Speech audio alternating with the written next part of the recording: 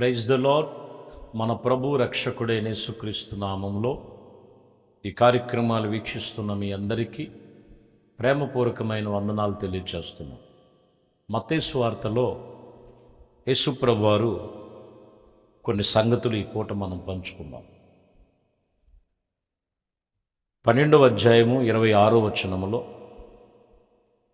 సాతానా వెళ్ళగొట్టిన ఎడల తనకు తాను విరోధముగా వేరుపడును, అట్లయితే వాని రాజ్యము ఎలాగా నిలుచును. ఇక్కడ మనం గమనిస్తే చివరి మాటలు, తనకు తాను విరోధముగా వేర్పరచబడిన వాడైతే ఎట్లా వాని రాజ్యము నిలుచును. ఈ పూట దేవుని వాక్యములో ఏ విషయములో కూడా వేరుపరచకూడదు. దేవుడు వాక్యమును బట్టి, దేవుడు నియమ నిబంధనలను బట్టి, దేవుడు చెప్పిన ఆత్మ సంబంధమైన విషయమును బట్టి ఆయనలో మనం ఉండాలి, కానీ ఆయనకి విరోధముగా ఏది కూడా నిలవదు. ఈరోజు వాక్యం అదే, వేరుపరిచినది ఏది కూడా నిలవదు. సాతాను సంబంధమైన వాటిని గురించి ఈరోజు చెప్తాం. కొన్నిసార్లు చూడండి, సంఘానికి, ఆత్మీయతకు, వారికి ఇచ్చిన దైవజనులకి, వాళ్ళకి ఇచ్చినటువంటి దేవునితో నిబంధన సహవాసానికి వేరుపడిపోతుంటారు. వేరుగా ఉండి వాళ్ళు ఏం చేయలేరు. చాలా జాగ్రత్త. దేవుడిలో మనం ఉండాలి, దేవుడితో మనం ఉండాలి. కాబట్టి వాక్యం ఇక్కడలో మనం చెప్తున్న మాట ఈరోజు, వేరుపరచబడినది ఏది కూడా నిలవదు. కొన్ని సాతాను సంబంధమైనవి వాళ్ళలో పొడచూపుతూ వాళ్ళు ఏదో చేద్దామని అనుకుంటారు, కానీ అవి తాత్కాలికం మాత్రం. ఎందుకంటే ఎక్కువ రోజులు నిలబడవు. అవి ఆత్మ లేనివి, పరిశుద్ధత లేనివి, పరిపూర్ణత కానివి. కాబట్టి దేవుడుల్లో ఉండాలి, మనం వేరుగా ఉండకూడదని ఈరోజు సంగతి చెప్తున్నారు. ఇర్మియా గ్రంథములో ఇందులో ఒక మాట చూద్దాం. 15వ అధ్యాయము 19వ వచనాన్ని చూద్దాం. ఇర్మియా గ్రంథం 15వ అధ్యాయం 19. కాబట్టి యెహోవా ఇలాగు సెలవిచ్చుచున్నాడు, నా తట్టు తిరిగిన ఎడల నీవు నా సన్నిధి నిలిచినట్లు నేను నిన్ను తిరిగి రప్పిస్తాను. ఏవి నీచమైనవో, ఏవి ఘనమైనవో నీవు గుర్తుపట్టే ఎడల నీవు నా నోటి వలె పొందువు. వారి నీ తట్టుకును తిరిగిన వలనే కానీ వారి తట్టుకు తిరగకూడదు. ఇక్కడ ఖచ్చితంగా చెప్తున్నమాట, ఎవరైతే నన్ను సేవించి నా తట్టు తిరిగిన ఎడల, ఆయన అంటారు ప్రభు, వాళ్ళకి నేను తెలియజేస్తాను ఏవి నీచమైనవో, ఏవి ఘనమైనవో. ఈరోజు మనం చూస్తే లోకములో ఎంత నీచమైనవి కనపడుతున్నాయో మనం చూడవచ్చు. దానికి ఎక్కువ కనెక్ట్ అయిపోతున్నారు మనుషులు. వాక్యం ఇక్కడ తెలియజేస్తున్న మాట, దేవుని యొద్దకు వచ్చి దేవునితో నడిచేవారు వేరుగా ఉండకూడదు. ఇది సబ్జెక్టు. ఏవి వేరుగా ఉన్నాయి? దేవుని తట్టు మనం తిరగాలి. ఏవి నీచమైనవో, ఏవి ఘనమైనవో అది తెలుసుకొని ఘనమైనవి, దేవునికి ఘనమైనవి మనం చేయటానికి ఇష్టపడాలి. ఇంకా మనం చూసినట్లయితే, వారు నీ తట్టు తిరిగినా కానీ నువ్వు వారి తట్టు తిరగకూడదు. లేని ఎడల వేరైపోతారు, ఆత్మీయత వేరైపోతుంది. ఇది ఇక్కడ మనకి వివరణిస్తున్నటువంటి మాట. సామెతల్లోనే ఒక మాట ఉంటుంది, 18వ అధ్యాయం 1వ వచనం. సామెతల్లోనే, వేరుండగోరువాడు ఇదిగో తన శ్రేష్టానుసారముగా నడుచుకోవటానికే అట్టివాడు లెస్సైన జ్ఞానమునకు విరోధముగా బుద్ధిహీనుడుగా వివేచనయందు సంతోషింపకై ఉన్నాడు. ఇక్కడ మీరు గమనించినట్లయితే వేరయ్యేవాడు దేనికి దూరం అయిపోతున్నాడు ఇక్కడ చెప్తున్నాడు. ఏం కలిగి ఉన్నాడంటే, శ్రేష్టమైనటువంటి విషయంలో తనకిష్టమైనటువంటి రీతిగా తన స్వేచ్ఛానుసారముగా వాడు తిరిగి లెస్సైన జ్ఞానమునకు విరోధం అయిపోతున్నాడు. ఇక్కడ మనం చెప్పాలి, వేరవ్వకూడదు. దేవునికి, సంఘానికి, ప్రార్థనకి వేరుగా ఉన్నది ఏది కూడా ఉండదు.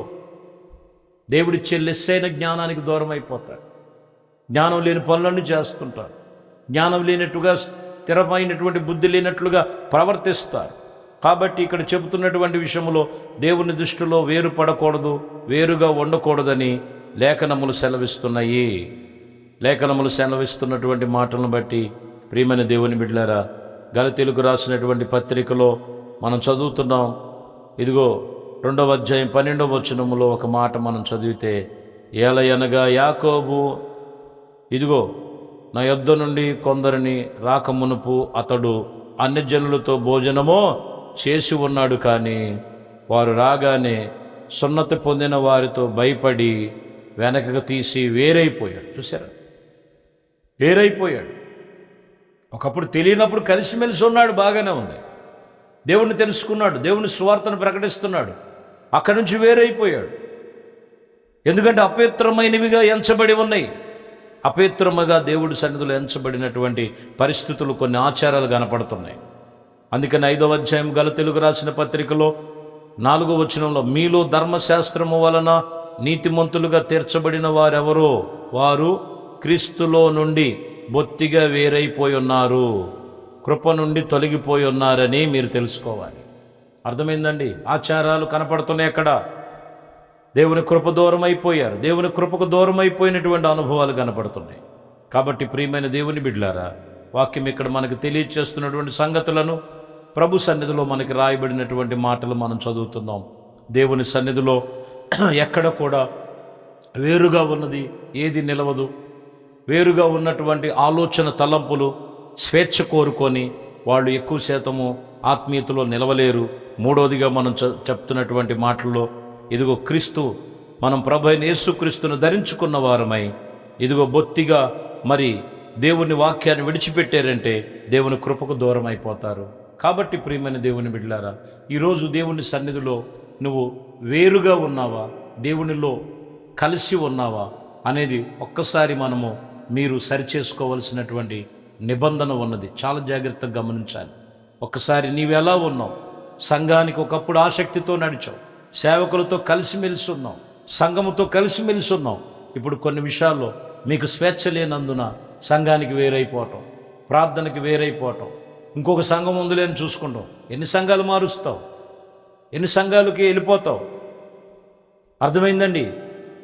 గాలిపటానికి దారములు అంటూ ఉంటేనే, లేకపోతే తెగిపోతే ఎటు వెళ్ళిపోద్దో తెలియదు. అట్లా ఉండకూడదు. వేరుగా నువ్వేం చేయలేవు. సంఘమునకు కట్టుబాట్లకు, సంఘము చెప్పినటువంటి నియమ నిబంధనలకు మనము నిలిచి ఉన్నట్లయితే క్రీస్తులో పాలివారై ఉంటారు.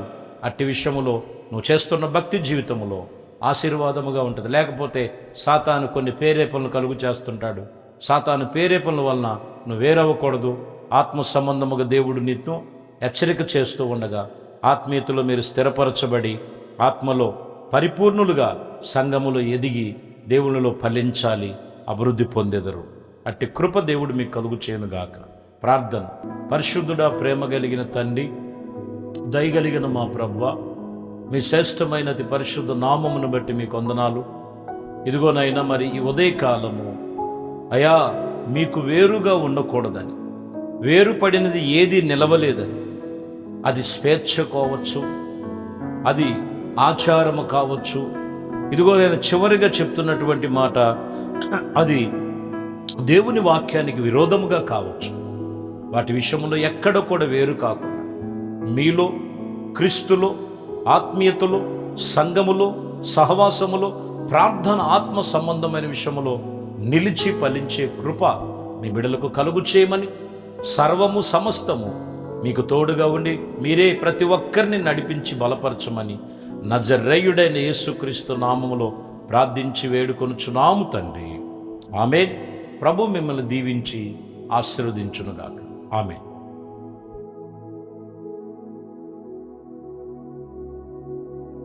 దేవునిలో వచ్చిన పరిశుద్ధ